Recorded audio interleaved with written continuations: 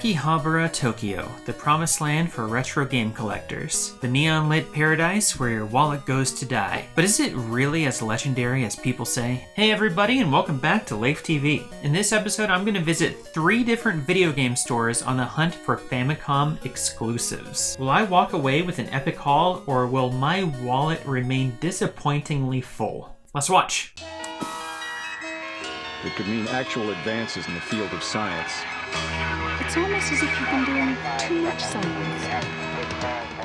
I was recently in Japan, and while I was there, I did what any self-respecting retro gaming fan would do. I went hunting for Famicom games. And for those of you who don't know, the Famicom is what the Nintendo Entertainment System was known as in Japan. Today I'm checking out 3 video game stores in Akihabara: Trader 2, Geno Retro Game Store, and Retro Game Camp. My mission?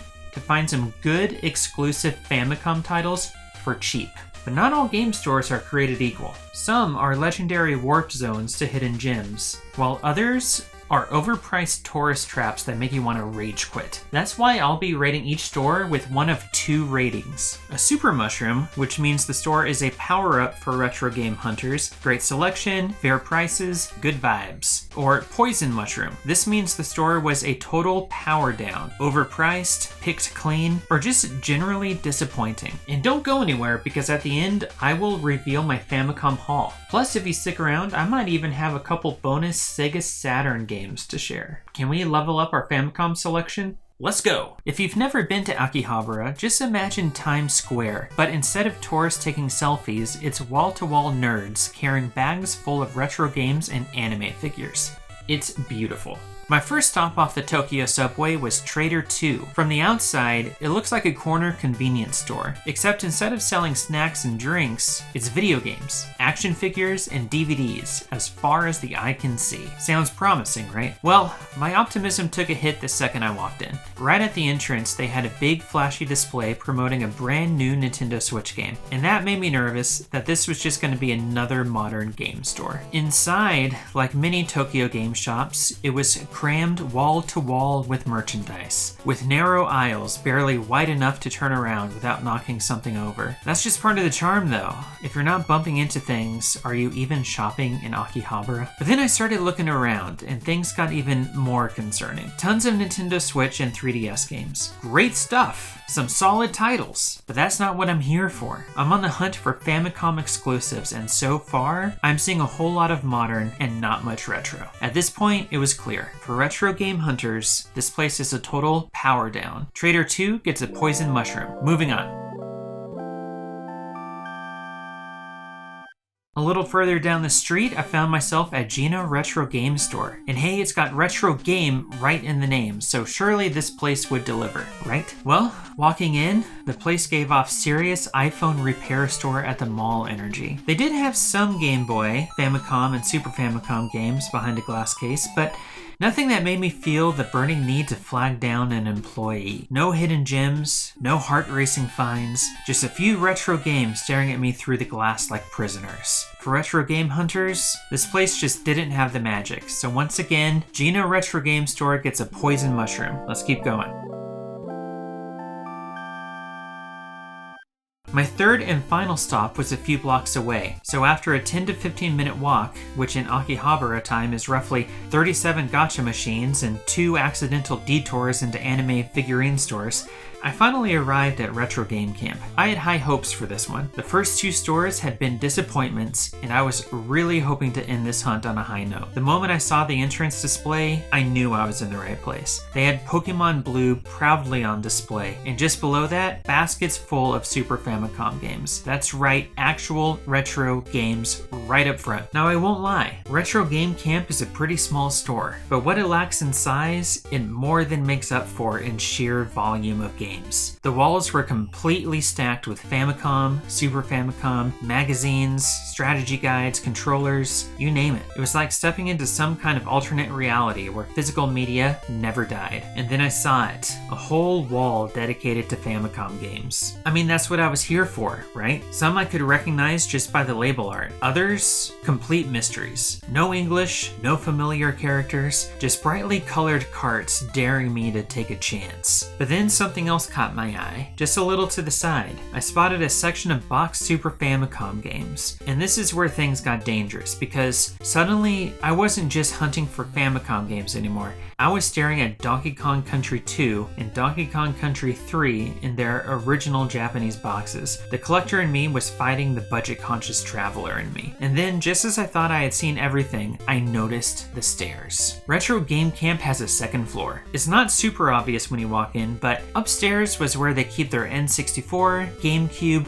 Wii, PlayStation, Dreamcast, and Sega Saturn games and consoles. Even some Sega Genesis titles snuck their way up there. Now here's the thing. I love early 3D gaming. I was a day one Dreamcast guy, and I still get nostalgic for that chunky, experimental era of gaming. But at the same time, I don't really know which games were Japanese exclusives for these consoles. If I saw a bizarre Famicom game, I could at least make an educated guess. But for Saturn or Dreamcast, no clue. That said, American Saturn games are insanely expensive. Like, sell a kidney on the black market expensive. So I told myself, if I see any Saturn games that I recognize and want, I should probably grab them while I can. Now, as much as I loved Retro Game Camp, finding any one specific title felt like digging for treasure with a toothpick, and the narrow aisles made me paranoid about standing in one place for too long. I don't want to be that guy blocking the aisle while somebody behind me just wants to grab a game and move on. But that minor issue aside, this place delivered. Unlike the last two stores, Retro Game Camp actually felt like a true retro game shop. They had the games I wanted, the selection I was looking for, and that thrill of the hunt that makes retro game shopping so fun. So when it comes to Retro Game Camp, big super mushroom. This place is the real deal. So let's check out what I got and what I paid.